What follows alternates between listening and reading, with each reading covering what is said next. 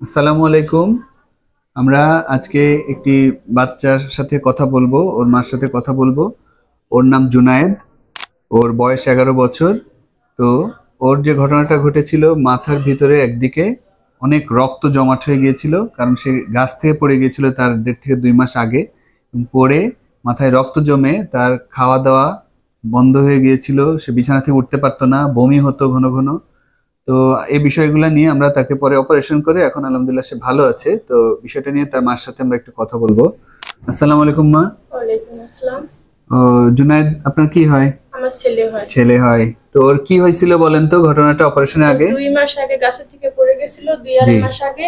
তারপরে গাছের থেকে পড়া এখন রক্তক্ষরণ হয়ে গেছিল এক সাইডে।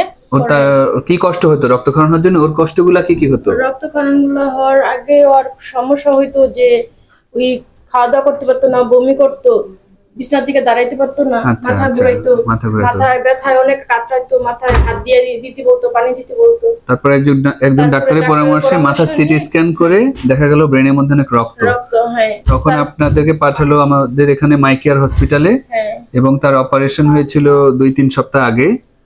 এখন অপারেশনের পরে আমরা তার সিটি স্ক্যান যদি দেখি, অপারেশন পরে এমনি সে কেমন আছে? এখন আলহামদুলিল্লাহ ভালো আলহামদুলিল্লাহ আছে। ভালো আছে, খাওয়া দাওয়া স্বাভাবিক? হ্যাঁ, স্বাভাবিক। ঠিক আছে। এখন আমরা যদি এখানে একটু দেখি যে অপারেশনের আগের যে সিটি স্ক্যান, এখানে অনেক রক্ত জমে গিয়েছিল, যে সাদা, এটা আমার আঙ্গুলের নিচে এখানে অনেক রক্ত জমাট হয়ে আছে।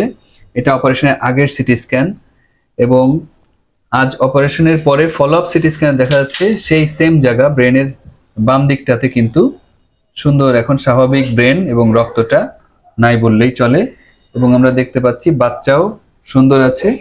তো আমাদের এখানে ব্রেনের রক্তক্ষরণের জন্য আমরা অপারেশন করেছিলাম মাইকেয়ার হসপিটালে, এবং আলহামদুলিল্লাহ রোগী এখন সুস্থ। তো ব্রেনের যে কোনো রক্তক্ষরণ জনিত সমস্যার জন্য আপনারা একজন নিউরোসার্জন বা শিশু নিউরোসার্জন দেখাবেন এবং সুস্থতার পথে হাঁটবেন। ধন্যবাদ।